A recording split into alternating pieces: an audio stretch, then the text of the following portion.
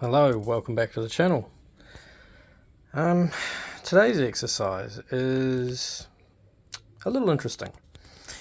So, to those that know, this is a 4.1 falcon head found in the model EF, no it's not, Turkey, XF and XE Falcon.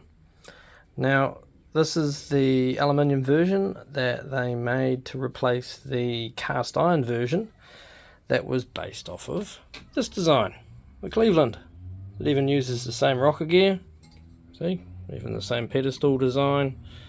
So you have a look on the background, how that's all designed, and then you have a look at this, basically the same operation. The only major difference though is under here, these guys run a smaller valve and a different combustion chamber design, and obviously made aluminium and different ports, and it was designed to be injected. So this head lived on what would be known as our old 250, the 256 found in early Mustangs, and our XY Falcon. They made the 2V. I've got that head later, but it's all pre-crossflow. Then they went to crossflow. So when Australia was making Cleveland gear, obviously to keep production and everything the same, they took all the rockers and all the geometry and they just downsized it because they already had that stuff made. So they just changed pattern and copied it over to here. Interesting enough, they did a very similar thing when they made the Bara, out of all things. They actually copied the modular engine. So we'll get into that for another day. But so with this head, what are we going to do today? Well, we're going to start doing some flow testing. Basically, we're going to copy what we did with the VN head. Start with a standard head, and then we're going to wind up cleaning the valve, and then we'll move into, if I can quickly get it over, into here. No, where's my torch? Here we go. There we go. In there.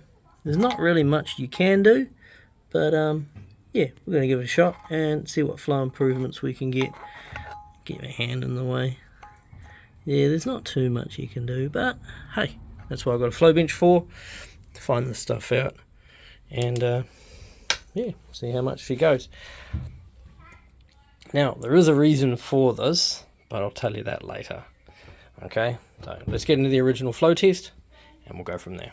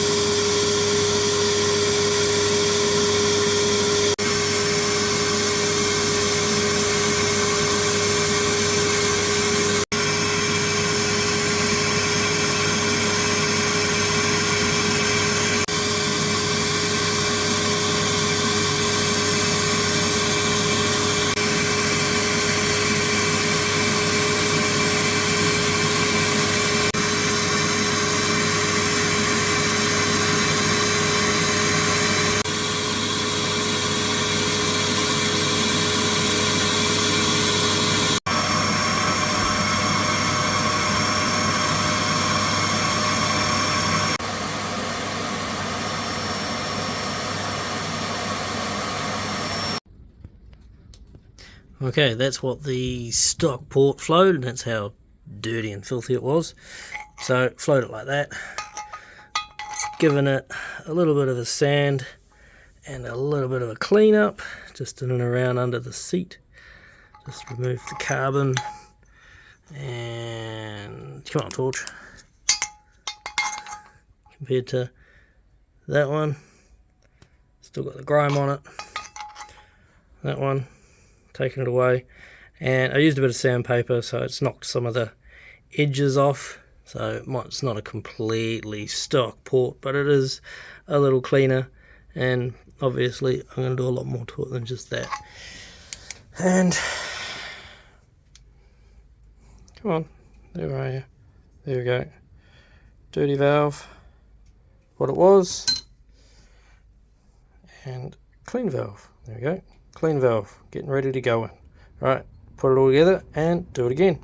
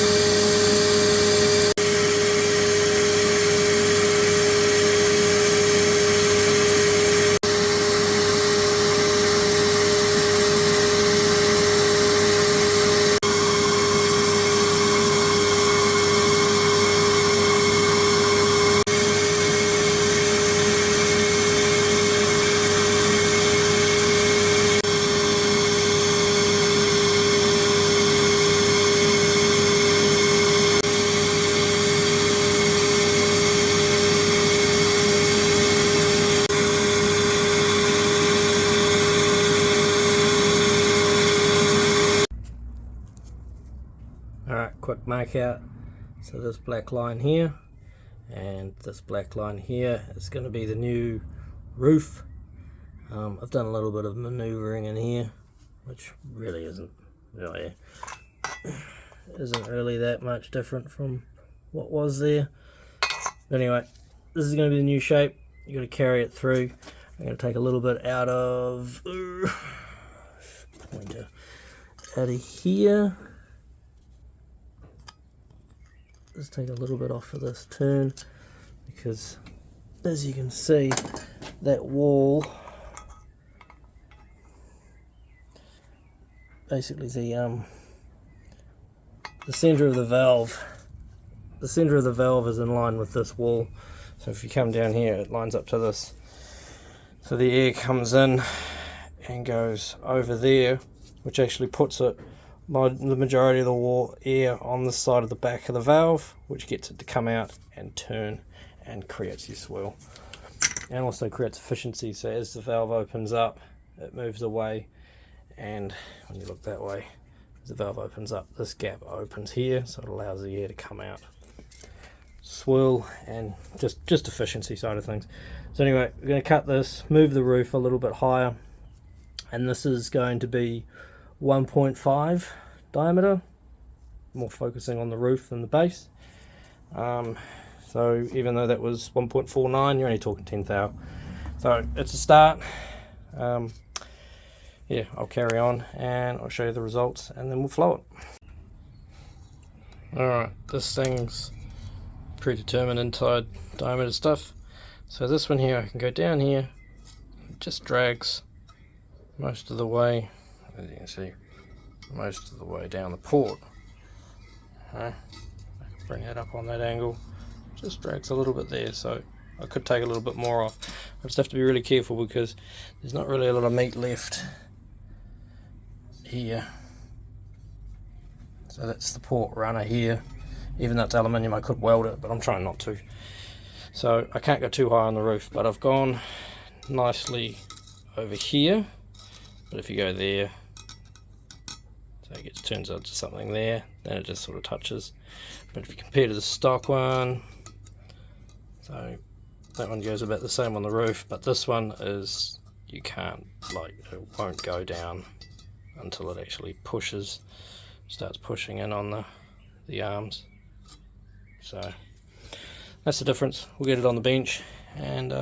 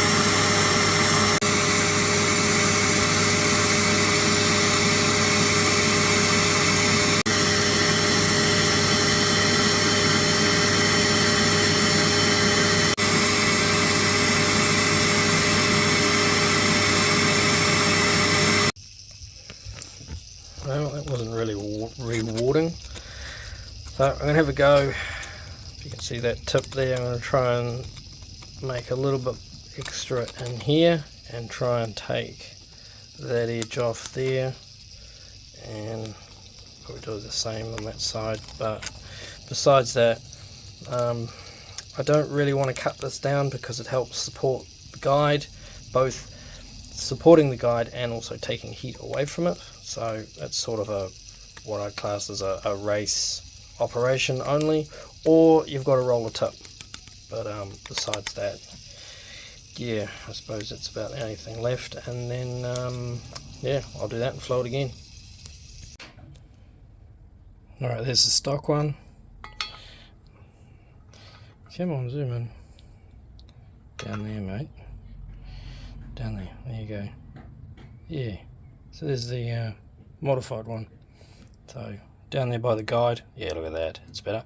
Down there by the guide, shaped it. I've also pulled some off of the guide itself and obviously shaped the guide boss.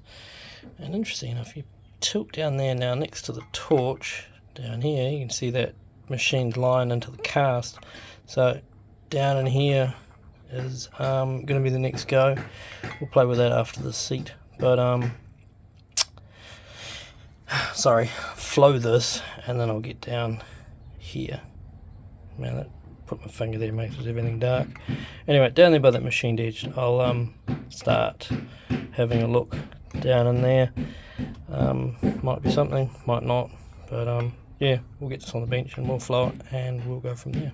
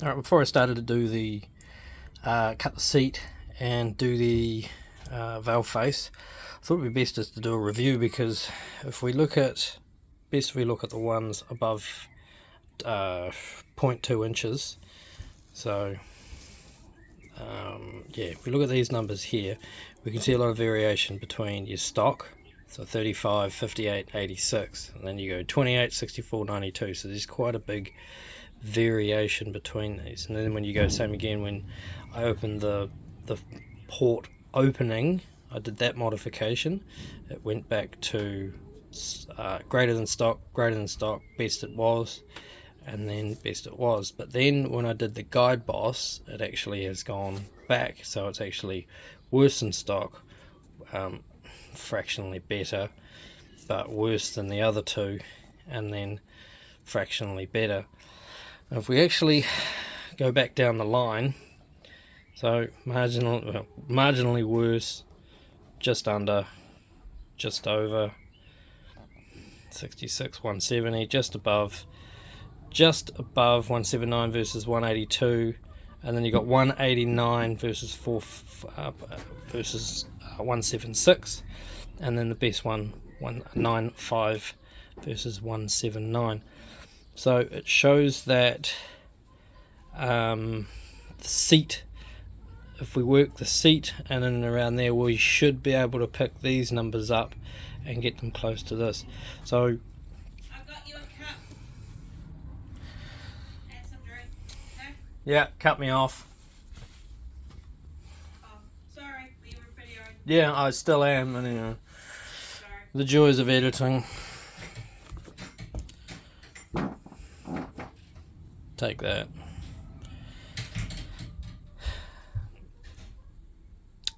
So we're going to do the seat. Hopefully this we'll pick this up while still maintaining this top end flow. So that's the goal. I'll get into it and see how it goes.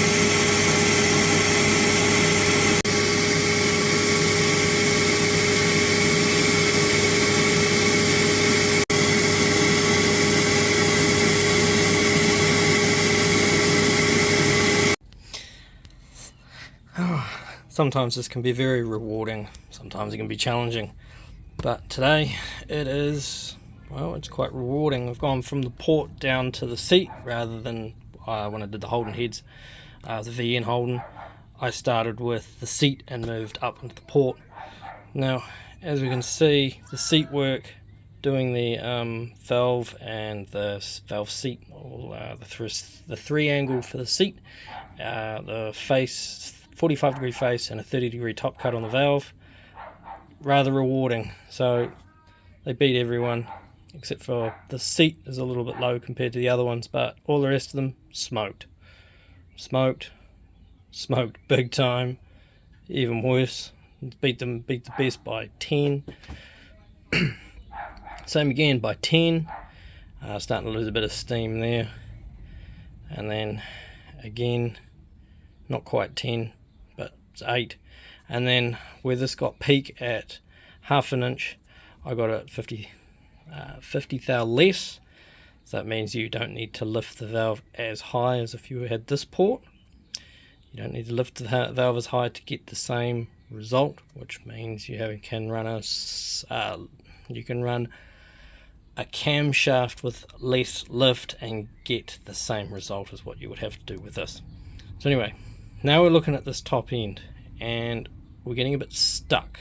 So we hit our target 95, 96, even here 86, and all of them we get to, and this one here was almost the same, wasn't it? So 0.4 inch, 79, we pretty much tapped. I mean 80, 81 is still pretty close to 79, and then same here again, 80, we're not going anywhere. Same again, 78, we got to 86 on this one, then we went backwards.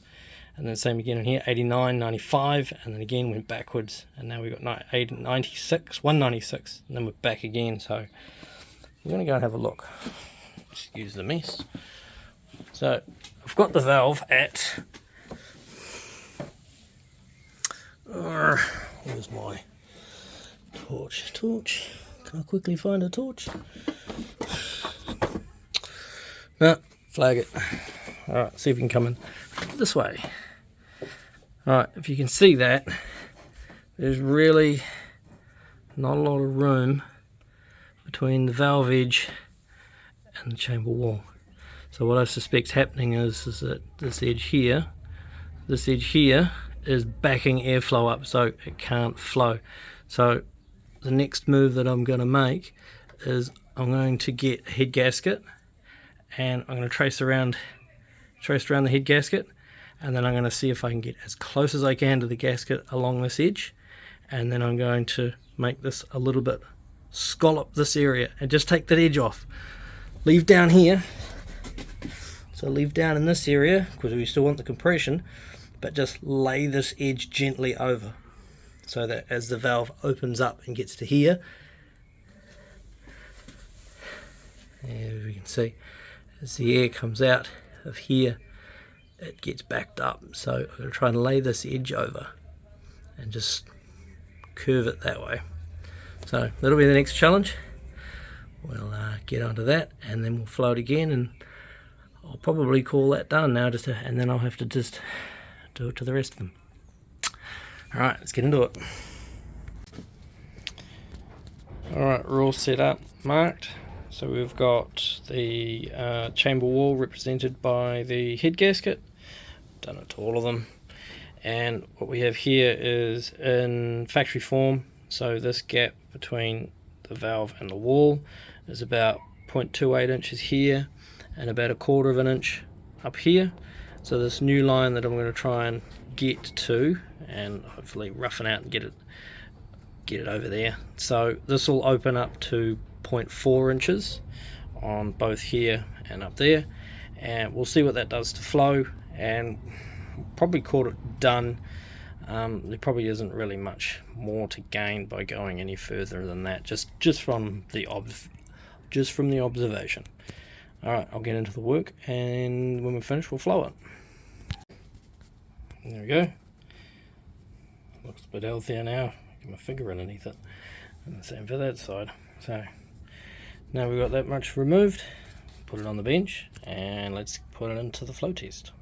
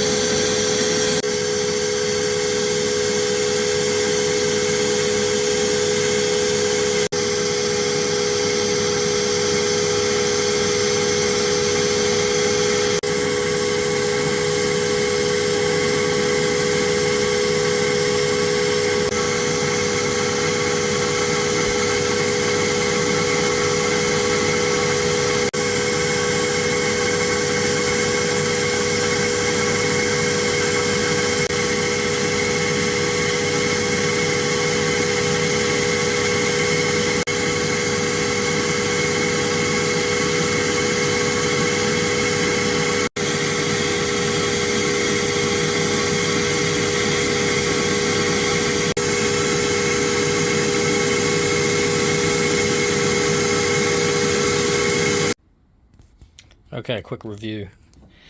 So these numbers were I did one test in regards to the chamber wall, removing the chamber wall, and then I did a retest of that same thing. So when you take all these numbers and you take all these numbers and you average them, that's the difference there. So you got 144.2 on 145.2. So that shows the variation of this thing when you take the head off, pull off the head, put it back down, even though you've got your marks and you line it all up.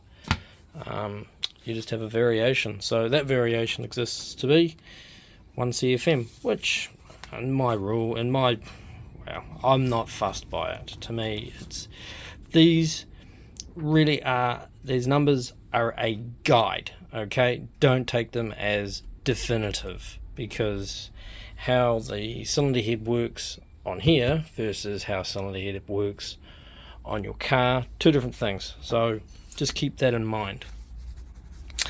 So if we go over the averages, if we start with our stock one that was all carboned up and then we cleaned it up, so yeah, average went up, which is good. And then we managed to get from 136 to 140 with a when we did the roof, modified the roof.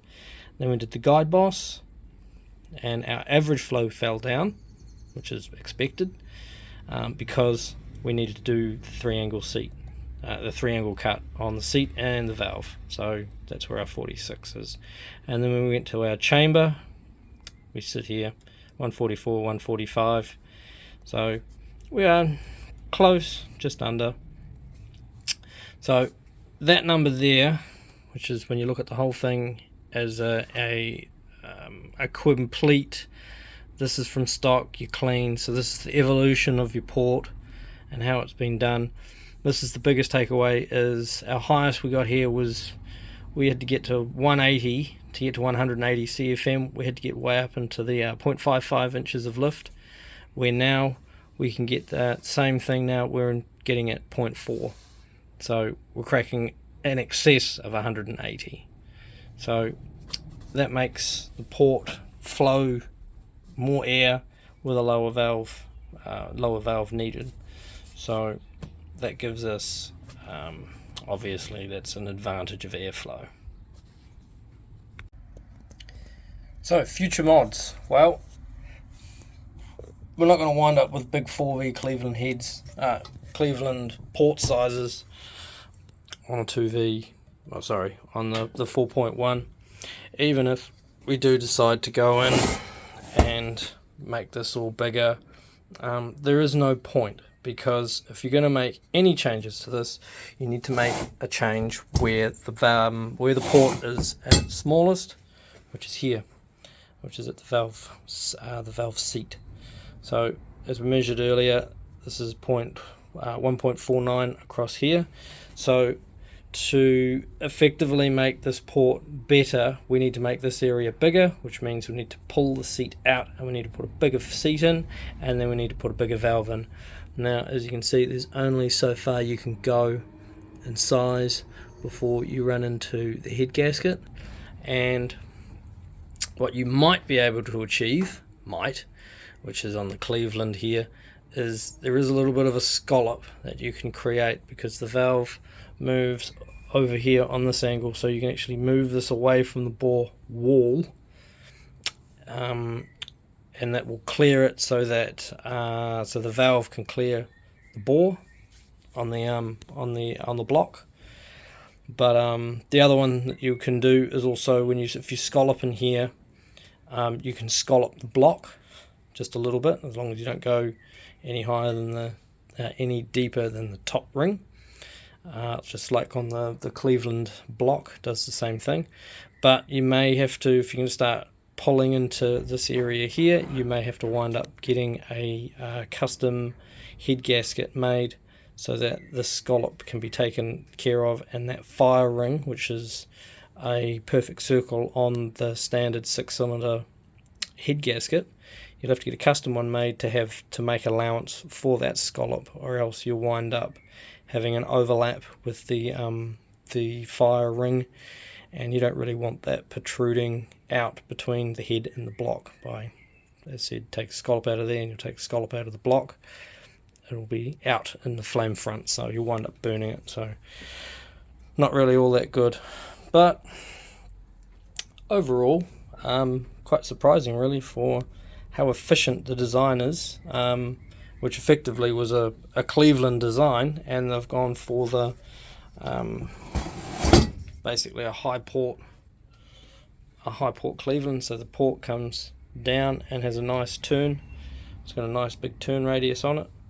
So yeah, I suppose our best thing we can do here is complete the task, so replicate this on the rest of them, and then it's going to get a reface, and then the next part of the project, which will be our next video, I'll be dealing with the stock valves.